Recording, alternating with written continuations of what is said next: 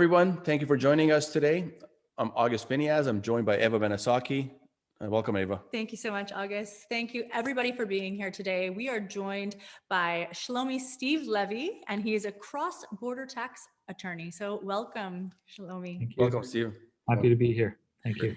Wonderful. Thank you so much for being here. Steve, so why don't we start off by you telling us a bit about yourself and, of course, what you specialize in? Sure. Thank you. Well, a bit about myself.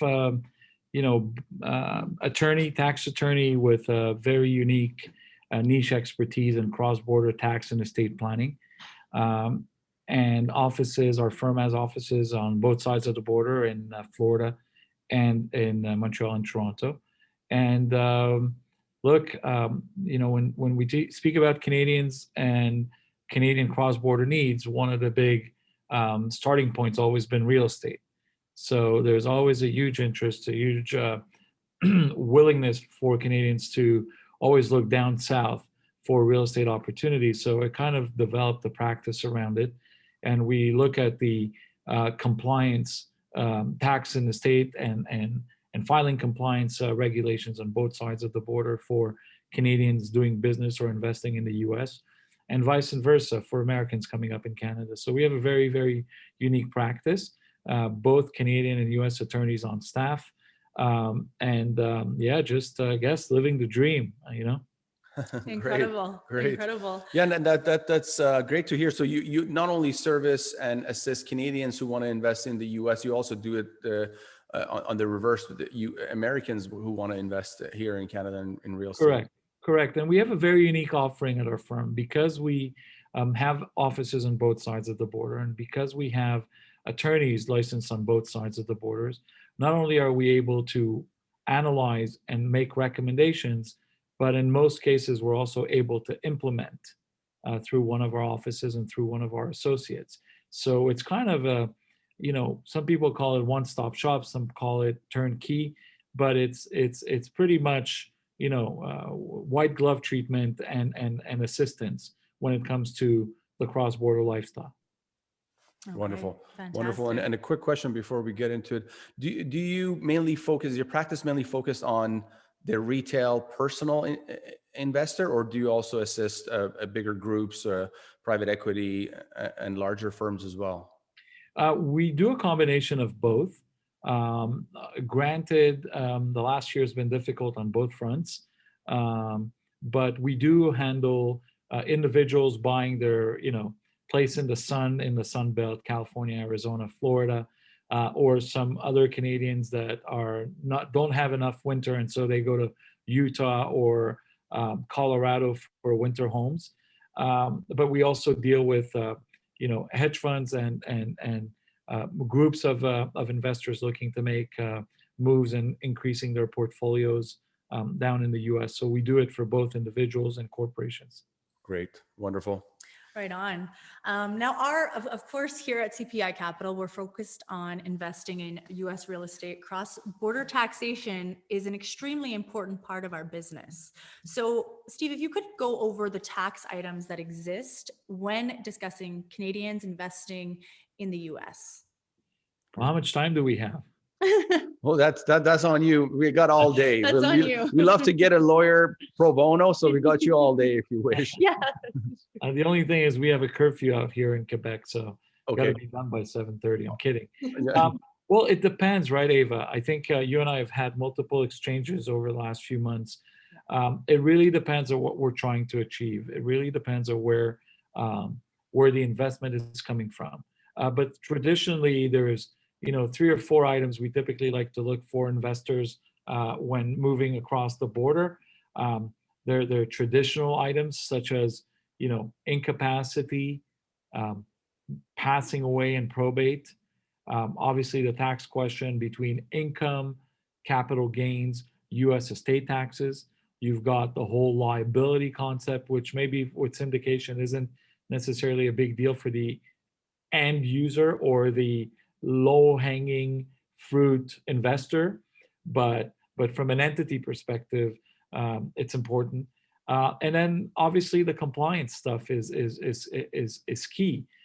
Thinking about a Canadian investing in the U.S., if it's if they're running, let's say, their own portfolio, you've got the withholding ramifications to worry about. You've got the next tax filings ramifications to worry about with the W-8 ECI files, FIRPTA withholding on the actual proceeds of sales, FIRPTA under Section 1446 with respect to distributions from entities to foreign partners, U.S. estate tax liability and that to calculate it. And remember, we're in kind of shifting times. We have a new administration on the U.S. side. We've got Biden's electoral platform that is, leaning towards the socialist side kind of things, which is not necessarily bad for the country, but it's actually a little bit more difficult for investors and the tax ramifications, especially on foreign investors. So that U.S. estate tax exemption up and down elevator mechanism could cause headaches for tax and estate planners. So this is something very, very important to look at. And again, all kinds of intricacies from a Canadian perspective. Do I need to file? Where do I need to file? Is it only in Canada? Is it in Canada and the US? Do I have to worry about state tax filings? What about the compliance, the famous T1135 on the Canadian side, or the famous T1134 that even less people know about? And little things like that, right? So, ITIN numbers, EIN numbers for corporations. There's a gamut of things. So I don't even know where to begin other than kind of taking one file per situation and addressing the fact patterns in that file and being able to identify. So there's a gamut of things that could go well or wrong if you're not doing things right on the US side. Great. So I guess allow me to kind of focus a question on something that we commonly see, and it's also been the reason that we started our group and our platform is we notice a lot of our US counterparts in the US are known as apartment syndicator or real estate syndicators, investment groups that partner with retail investors to acquire real estate assets. Now, some of these groups, their reaches across border, bigger people who have a large thought leadership platform like Dan Hanford and Joe Fairless and Grant Cardone's of the world, which a lot of Canadians are watching their shows and following them on social media, and they're interested in investing with them. A lot of these groups don't accept international investors, Canadian investors. The ones that do it through an LLC. They require the investor to incorporate an LLC in the US and invest through that LLC. But through our investigation, we find that investing for a Canadian to invest through an LLC into this type of syndicated investments in the US is problematic as far as taxes, because when those profits want to come back to Canada, now they're going to be potentially double taxed, where it's going to be a dividend from a corporation. So if you want to speak on that, and then we'll talk about the remedies as well. Yeah. So unfortunately, the LLC structure is an amazing tool when we look at it from a U.S. perspective. What it does for the benefit of the people listening or in the future watching is it provides you with liability and creditor protection, kind of corporate protection on the U.S. side, while for tax perspective, the LLC is completely ignored. It's a flow-through mechanism to the individual member. And the reason it's done is that historically, US corporate tax rates have been much higher than individual tax rates. So what's happened is people wanted the protection, but wanted to maintain their low tax rates. And so the US LLC came about. Canada looks at the LLC like an entity, an independent legal entity. And it's for the CRA, if it looks like a corporation, it walks like a corporation, and it quacks like a corporation, guess what? It's going to be considered a corporation. And so as you eloquently mentioned a couple of minutes ago, the CRA will deem the distributions to a Canadian from an LLC as a distribution or a dividend from a foreign affiliate. And therefore, when you put in play the Canada-US tax treaty, whose main objective is always to avoid double taxation, and you play that in, you realize that on the US side, you've got simple distribution of income to the individual member, where on the Canadian side, you've got a dividend from a foreign affiliate And since the treaty says you need to have a match in the type of tax, in the taxpayer and the taxpayer, well, with LLCs, what we find is a mismatch. And so you end up paying income tax on the US side and tax on dividends on the Canadian side. And combined, you're looking at a double taxation. Got it. Great. The remedies, I mean, there's easy, simple fixes. The fix is there. Is it an advantageous fix to the client? Well, that depends. But you could have an LLC whose member is a U.S. corporation, and the shareholder of a U.S. corporation is now a Canadian corporation, or even a Canadian individual. And now what you've done is you've created the blocker. You've created the blocker, and you have made yourself a better structure from a tax perspective. One, you're paying corporate taxes in the US. Remember, the LLC is a flow-through. So it will flow through to its member. If the member is a corporation, well, you're going to be hit with US corporate taxes. But the US corporation now is paying taxes, and now you're getting dividends from a US corporation. Not perfect. Typically, what we typically do is we would have a Canadian corporation own the shares of the US corporation, and the US corporation to be the member of the LLC. By doing that, you're utilizing the treaty to saying the US corporation is a taxpayer, and the treaty has a position of pushing dividends, intercompany dividends, from USCO to its shareholder CanCo at a fixed flat rate of 5%. And so at 30%, your money's in the Canadian corporation. But guess what? If you want to withdraw it or pull it out and put it in your pocket, as the Canadian, you got to declare dividends. So again, not so attractive if you're investing individual money. That's why we look for other alternatives. But there's also a very, very simple fix. Under US tax rules, if the Canadian investor is going to own and control his own LLC, we could just not even do any of this. And there's a concept in US law called check the box, and basically taking the filing position that we want the LLC to be treated for tax purposes as a corporation. But doing all this will create a bunch of other problems on the Canadian side, mainly the FAPI rule, the foreign accrued passive income rule, which Canada likes to tax. That's why you like to have, if you're going to deal with corporate structures, you want to have that tiered structure where you've got a Canadian corporation that owns the share of a US corporation that is the member of the LLC that receives the money, the passive investment, because by doing so, there's FAPIs in play, but we generate enough foreign tax credits to offset any additional taxation. And so at roughly 30% tax, based on current laws, we should be able to avoid the might of the LLC.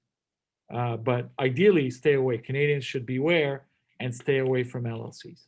Okay. Yeah, we hear a lot about this form of corporation called the LLC, which is the Limited Liability Corporation.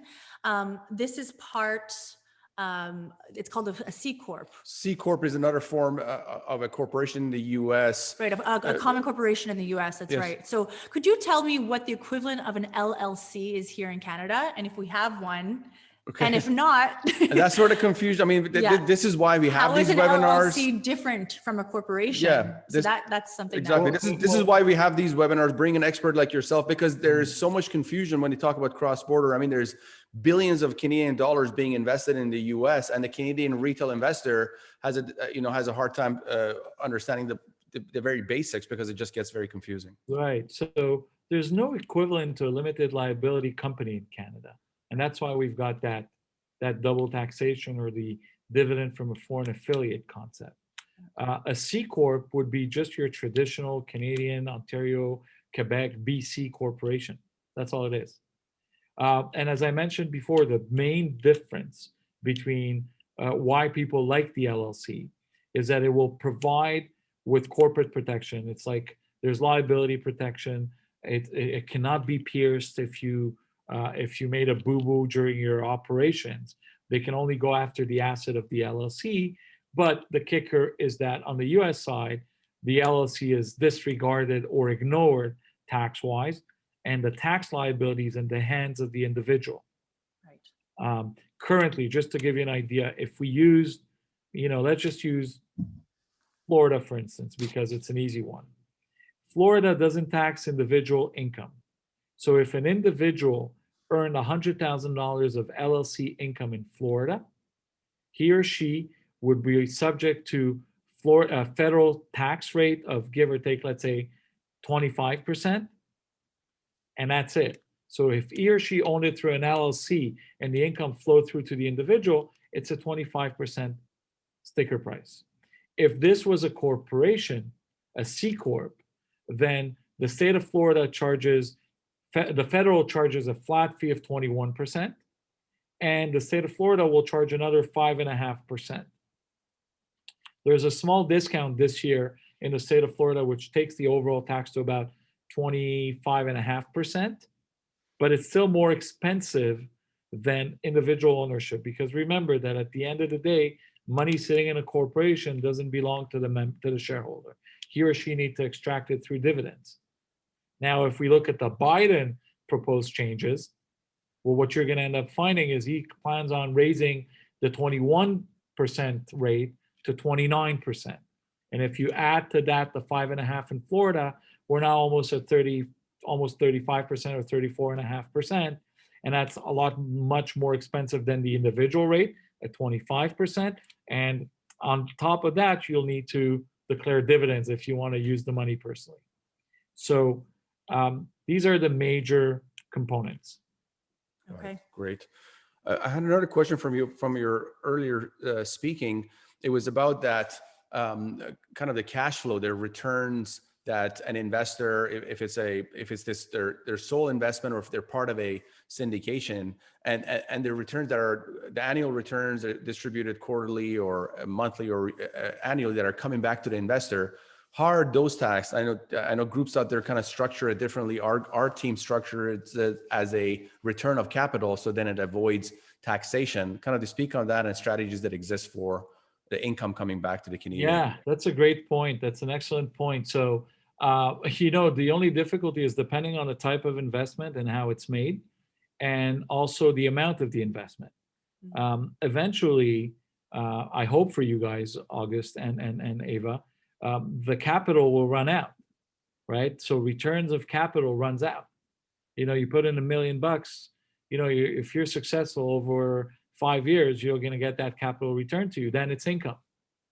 And the income, when through these structures, whether they're limited partnerships, corporations, or whatnot, when there are distributions to foreign limited partners or foreign shareholders of a U.S. entity, they're subject to withholding at the highest marginal tax rate, anywhere between 30 and 39% in the U.S.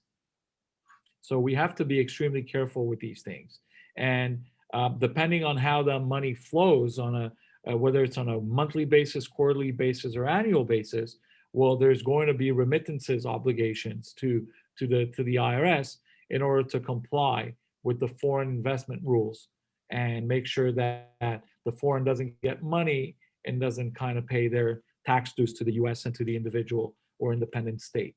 So you have to be very, very careful. There's an amazing set of cross-border accounting firms across the country. A lot of people do great with these rules. So, it's great to be guided on the structuring and on the way in with good advice, but it's as important, in my opinion, to be accompanied by a good compliance team of accountants and lawyers. Of course. So just to break that down a bit more. So if there are return of capital coming back, does the investor, does the team still need to file for that they've given this person's a portion of the initial investment back? Well, there may be some compliance obligations and filings, but there would be no tax or withholdings. The best way to look at it is if you own a property and you refinance it, as long as you don't refinance above your equity, it's return of capital, and there's no tax, there's no filing obligations, no remittances. There may be some compliance or disclosure that you received this money, but not any filings, obligations, or payments. Got it. Okay. Got it. Now, a quick question from me is for investment groups looking to partner with Canadian investors to buy US multifamily assets, at what point do they need to engage a cross-border tax lawyer such as yourself? It's a tough question, right? I'd like to say always, and ideally at the beginning of the process. We've developed a practice over the years that focuses mostly on educating the investors and then educating the clients. I don't really, and some people see it as a compliment. I see it as a disadvantage. Not very much of a businessman when it comes to educating the clients. The main focus is really giving him the tools to make the right decision.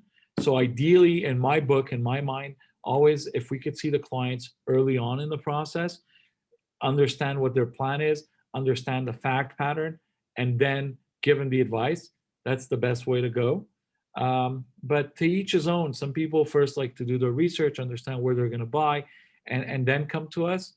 So it's a shift. The reality is we see people at every step of the way. We see people at the very beginning. We see people after they found their property. We see people after they closed on their property. And we very often see people after they hit a wall and got into trouble, and then they call us. Yeah. So, Definitely don't want to be there. You definitely don't want to be seen. no, but unfortunately, we see those things as well. Of course. Okay, great. So just another question here from me. So our team does the syndication process. So we're project specific. We find one project, we underwrite it. We then create the performas and the underwriting, and then we create our deal offering and use an exemption to raise capital and partner with our investors. So we are very project specific, but there's also teams who decide to go the route of a fund. And fund is a very broad term, but let's talk about fund as an entity that continuously raises capital and is continuously buying assets, not just one asset. Can a Canadian fund invest in the US, and how does that process look like, and how does that structured? So without getting into the specificities of individual independent funds, I would say that if you guys create an hedge fund or some sort of a private equity group that wants to invest in the US, all you're really doing is pulling funds together, pulling money together. I don't see a problem if it's properly drafted and constructed. I don't see a problem. The only thing is that the individual or the end user will not own interest in the actual property itself, but rather, percentage or a piece of the pie of the fund itself. So I think that from a compliance perspective and upkeep, it requires a little bit more, but I don't see a problem with it. I really don't.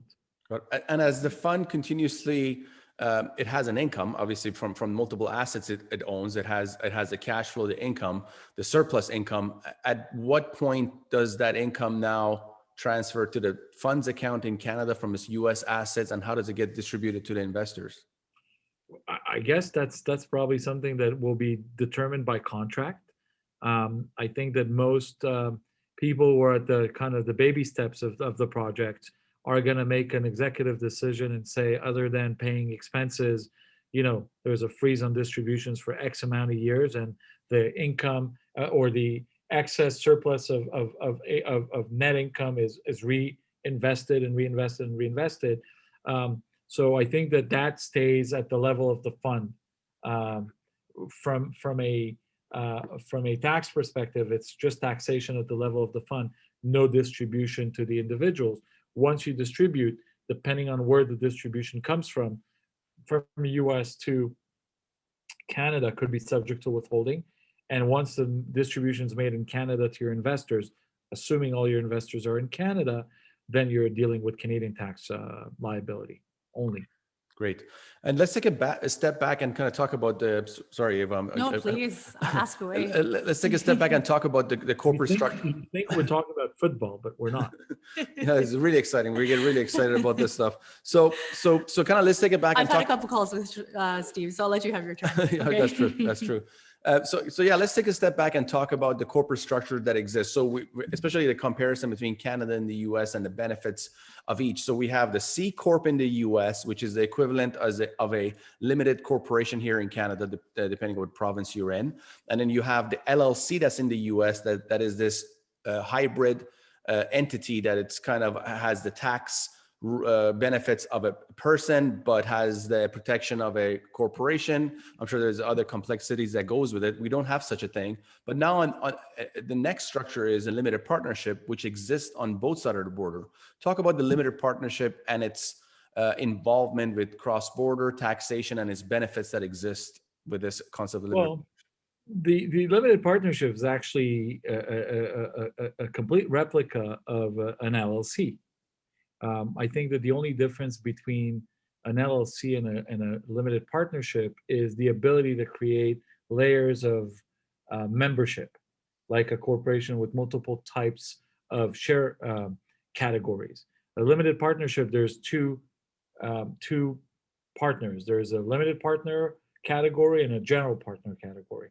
But from a construction perspective, they both offer the same protection from creditors and liability, while both being disregarded or flow through entity tax-wise to the individual limited partner. So they work the same. In fact, multi-member LLCs, when you have more than one member of an LLC, they're typically taxed like limited partnerships and are subject to all the withholdings and tax rules as a limited partnership. So it's one of those things where you can match the systems on both sides of the border. And that's why LPs have become very, very popular within Canadian investors in the US, whether it's a US LP or a Canadian LP. And depending on what we're trying to achieve and what protections we're trying to achieve and what stage of the game we've entered or we've introduced the LLC in, the LP in, then that will vary on how the LP will be structured and where's the control. So I'll give you an example. Somebody buying into a small property where his only concern is tax liability and protection against creditors, then a US LP, a California LP, for instance, with a general partner who's now an LLC for 0.1% will work just fine. But if we take the example where we've got a Canadian who bought in California in 2012 for 400, realizes today he's concerned about liability, the property is worth 800,000. Well, the only way for him to roll over the property without triggering tax is, from a US perspective, to roll it into a US partnership, and from a Canadian perspective, to roll it into a Canadian controlled limited partnership. Well, how do we achieve that? So we create a California partnership, satisfies the US side, but the GP and the LP need to be both Canadian. So we will create a Canadian corporation for the 0.1%, and we have a Canadian limited partner for the 99.9%, and now we have a Canadian controlled limited partnership. But from a US perspective, it's a US controlled limited partnership. And that's how we beat the trap. So it all depends on where we're going, where we go about it. And recently, I have to say that some leading voices have been saying that for years, but those voices are growing bigger and bigger, where if you're looking to protect against liability and benefit from the tax benefits and individual tax rates, and on top of it also avoid US estate tax, a lot of practitioners are kind of guiding people into the ownership of US real estate through Canadian limited partnership. So a Canadian incorporated limited partnership with a Canadian limited partner and a Canadian general partner. And some case law that was typically talking about limited partnership and liability and estate tax planning has been appealed, gone all the way to the Supreme Court, and the question of US estate tax never reappeared before the court, which gives those thinkers the belief that a Canadian limited partnership will avoid US estate taxes in the event of death and US ownership of real estate. So again, there's all kinds of nuances and trends. But that's pretty much a good summary of limited partnerships. Great. Awesome. Yeah. And there's a common question that comes up to Ava from investors, and it's about protection. It's like, hey, if we Definitely, yeah. partner together, how are we protected from liability? And another great thing about I'm sure you can add to this, about a limited partnership is there are limited partners and there are general partners. The limited partners are protected from any kind of liability, and the liability is on the general partner. Now, if the general partner is a person and is not a corporation, then the liability is on their person. Yeah. Yeah. So, but if there's Not a good another idea. layer of a corporation on the general partnership, and now that also protects the GP as well, but That's the right. GP, the general partnership loses any asset itself owns. If I believe. That's right. Often when you're dealing with big hedge funds or big portfolios, you'll typically find that the GP is also one of the members of the limited partnership side. And typically they do it because the GP is also entrusted with all the upkeep and maintenance of the structure. So those that create the fund also go on the GP side with an entity, but you often will see that the GP has a much bigger stake because all the management is then flowed. So when it's individual structures or basic structures, then we keep a very, very low percentage for the GP. But when people are looking for the management, you'll often see GP 20%, LP 80%. But the GP is really somebody who's created the fund and is after the income for the management of the entire structure. So, but corporations must be there, otherwise, it defeats the purpose. Exactly. Yes. No, perfect. And sorry, Ava, I keep going at it. I'm so excited to have He's Levy here. excited. Yeah, but another kind of item that I want to talk about is, since our process is a syndication, we're project specific. It kind of makes it difficult. We call it the shotgun approach of when you're creating the limited partnership and the shares and the partnership shares that exist between us and the limited partners. The issue we see is that we can't create a limited partnership until we have a deal. Because there's, all the shares and details, there are no limited partners, there are no investors yet. I want to talk to you about the timing. Can a group like us create a dormant limited partnership so it kind of expedited the process when we do have a deal? So there's a dormant limited partnership in place, and then when a deal comes in, depending where it goes and what stage it's at and how many investors are interested, then those investors become the limited partners within the dormant limited partnership, and then new shareholder agreements or limited partnership agreements are written at that time. Has this process ever come across your desk, or what would you advise about this? Well, it's tricky. I can think of one problem with a dormant limited partnership, which is the problem of counterparts, right? You created your 99.19%, and then you start raising money, and you raise, let's say, $5 million for 50% of that interest. And then boom, comes the last piece of the puzzle and says, I'll give you 5 million for the other 50%. Are we triggering dispositions at that point? Are we potentially exposing ourselves to gift tax? Because now the limited partnership has value. At the very minimum, it's got a $5 million value. So it's something that we would need to look into. I would typically not have a problem with putting a dormant limited partnership with a very basic limited partnership agreement just sitting on the sidelines. But the funding of such a partnership would have to happen once all the pieces of the puzzles are in place.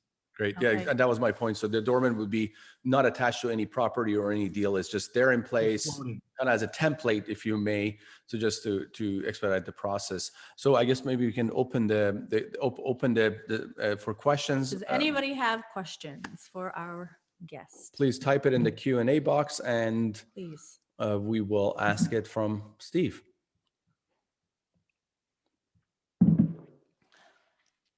Great. No questions for now, but should I do our two main questions that we ask? Sure. We usually have two main questions at the end of every one of our webinars, but yeah, we can, I guess, go right ahead and ask that while our anybody guests has have any questions, please. Yeah. Now we like to just throw this out there and get your advice, but what advice would you give?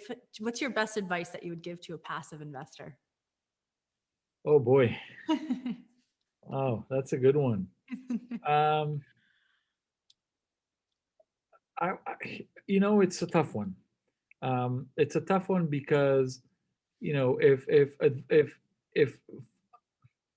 if investors join up a group like yours, one of the major advantages is that all the due diligence, all the legwork is done by your organization.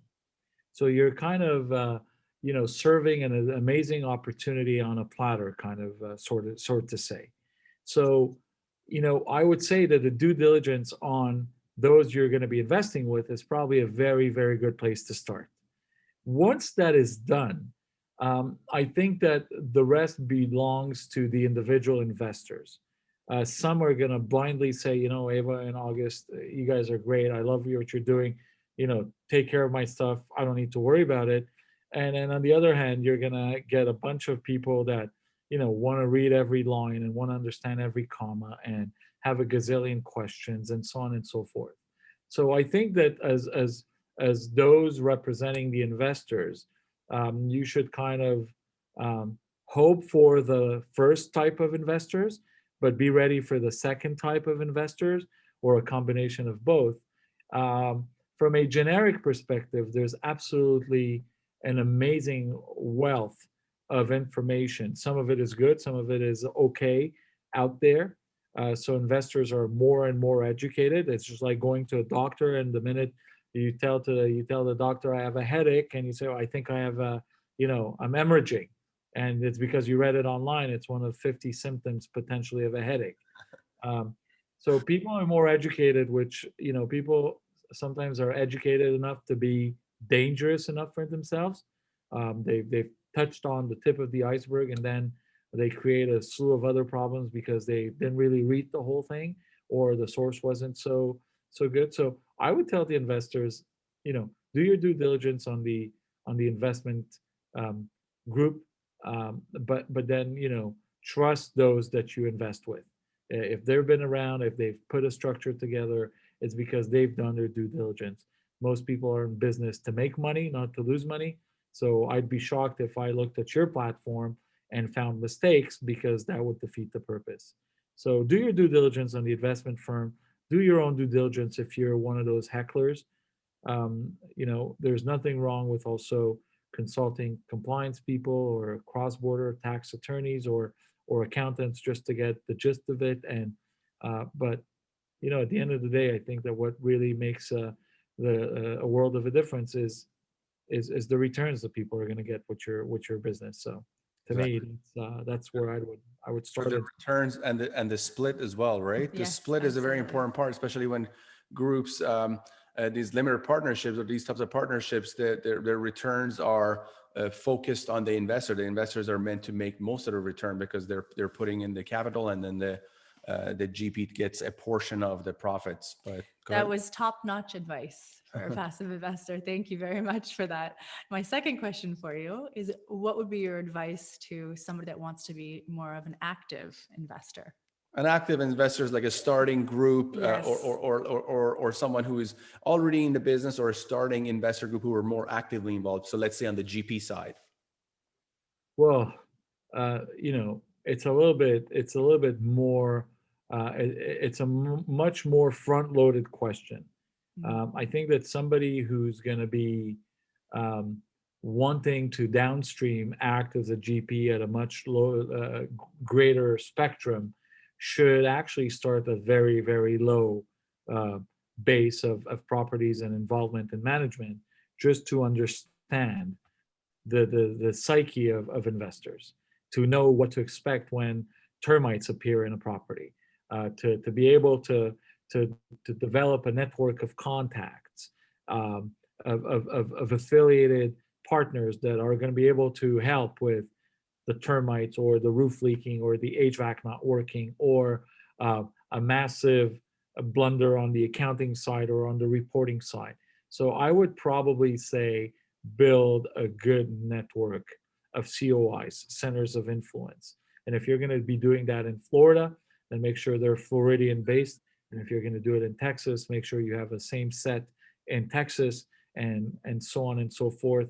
The US is very much the same, but God, is it so different in every state. Yeah. So pick them right. And I think, again, trial and error is probably the best way to go. Learn by making mistakes.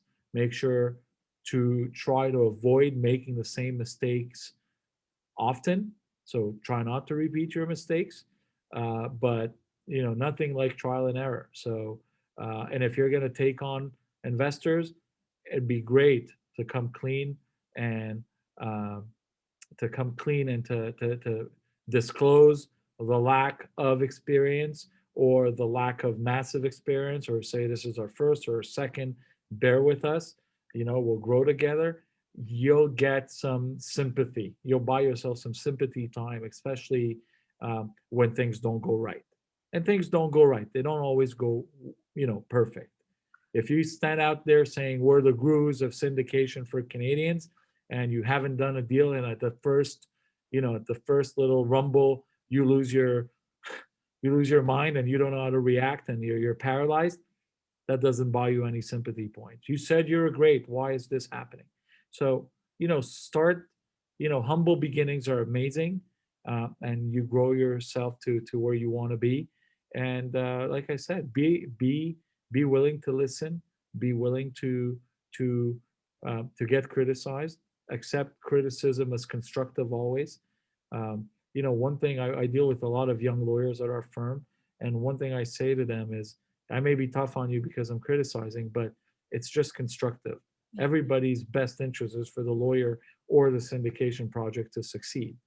So we want you to be in, and no need to go on the defensive. We do something wrong, we say we're sorry and we move on. And to me, that's kind of probably the best advice for business, for life, for marriage, you name it. It's nothing wrong with saying I made a mistake and we move on. That's Great advice. incredible advice. Great advice. I know for us, we for probably the past just over a year now, we've been building our center of influences. So you know how important that is, and that's what makes us strong. Absolutely, really appreciate it. Yeah, we do have a question that came in here. The question is, prior to that question, you're more focused on the tax side. Do you also offer services on the compliance, securities part? I think this question is more compliance and securities question, but I'll ask, Ava, if you like. Yeah, for sure.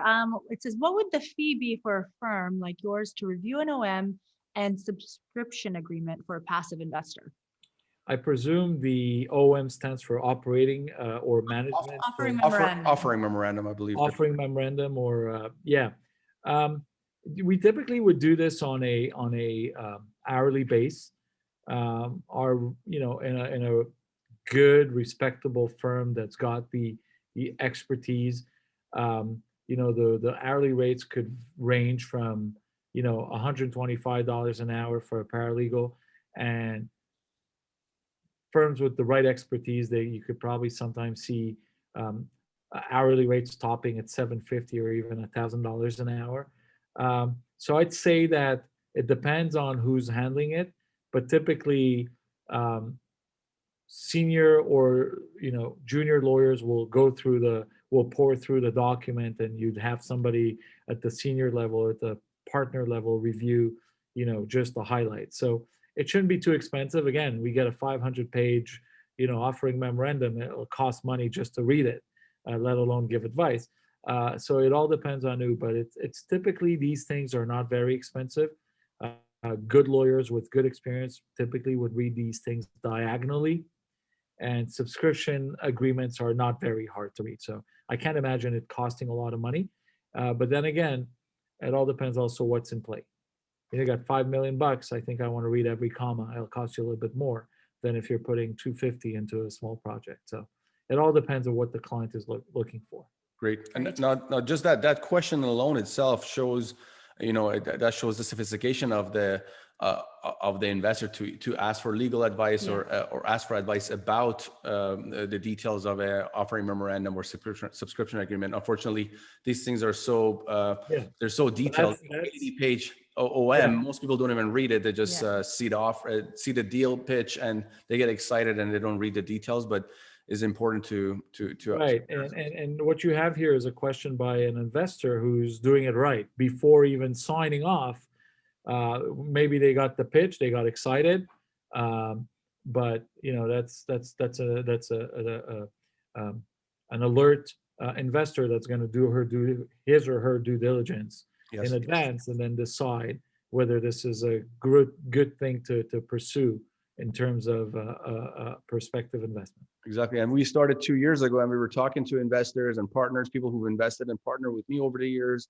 Same thing with 𝗖𝗽 Associates. And there was so much, there was so much unsophistication. There was so much things that they needed to know and they were not sure of, and so many new wordings and offering memorandums, subscription agreements, and what have you. So that was kind of the reason that we started our thought leadership platform, to bring on experts, to discuss, to send on information. So it's great to see that and have that this information available to our investor partners. Absolutely. So let's see if anybody else has any more questions here. Yeah. So and it's interesting, while you're looking for questions, it's interesting that if you want to kind of you spoke about sophistication and questions and terminology. So, the investor used the term offering memorandum, but in the US, it's known as a memorandum of agreement, MOU, or a term sheet, which is the more commonly used term in the US. And so, you as the mothership will need to kind of be in between what you see down on the US side and what your investor is used to hearing in Canada, and you're like making sure that nothing gets lost in translation. So it's quite the interesting role you guys have as well, and we play it very often too. One thing about an offering memorandum here in Canada, of course, we just explained, but an offering memorandum in the US is a deal presentation. So it's an offer in the US. An offering memorandum is basically their version of a deal presentation made by a broker. Now, an offering memorandum here is a legal document that this explains the deal. In the US, that legal document is called a PPM, Private Placement Memorandum. Correct. So there's a bit of confusion on both sides. But also, I tell you guys a great story about a situation that was presented to me recently. So on the deals that we work on, we offer something called preferred returns. Now, these preferred returns are received from the profits the deal basically makes, and they're distributed right away because the assets we buy are already built, they're already stable, they're already revenue producing. So the investors receive the preferred returns within the first 3 months. We do our returns quarterly. So in Canada, I talk to a lot of broker dealers or individuals who are in the business of marketing deals, and I'm like, hey, the reason we're focused in the US is because in most deals in Canada don't have preferred returns. And this fellow I was speaking to, I'm not going to mention, he's a friend of mine I was speaking to. He said, hey, we on this deal I'm telling you about, we have preferred returns. They're 10% preferred returns. They're great. I'm like, what is the project? They're like, oh, we're developing a project. I'm like, we're building a project. I'm like, how could there be preferred returns if there's no cash flow, there's no money coming in? He's like, no, but they're accrued. They're accrued. They're there in place that the investor will get it when the project is built and done. Yes, in an offering, there could be preferred returns that the investor will receive if the project does well. That's a lot different than preferred returns from day one, from the revenues that the project makes. And also preferred returns are an important part. Our viewer here, Viv, can kind of be vigilant of this, is if there are preferred returns, and preferred returns are meaning that the investor has to hit that preferred return hurdle before the general partnership takes any kind of profits. And are those preferred returns coming to the investor right away rather than going in a box where they'll be paid to the investor when the deal is completed and finished? Assuming the deal gets completed. Exactly. Yes, Exactly. Exactly. Great point. Well, we want to thank you so much for your time. We know you're a busy guy, but we really appreciate having you on here today. Yeah, and I believe we've shared Steve's information here. Maybe I can do it one more time here and share it with everyone. So, and we'll have this all on our on YouTube and on everything else. I'm just going to share it with everybody that's on here again, so they can reach out to your website and your LinkedIn profile. There we go. Yeah, reach out to Steve if you have any questions. We'll hope to have you on again at some point, and we really appreciate the time. Thank you so much. Thank you so much for having me. Thanks, everyone. Have a wonderful evening. Have a great day. Forward to it. Bye-bye. Bye-bye. Bye.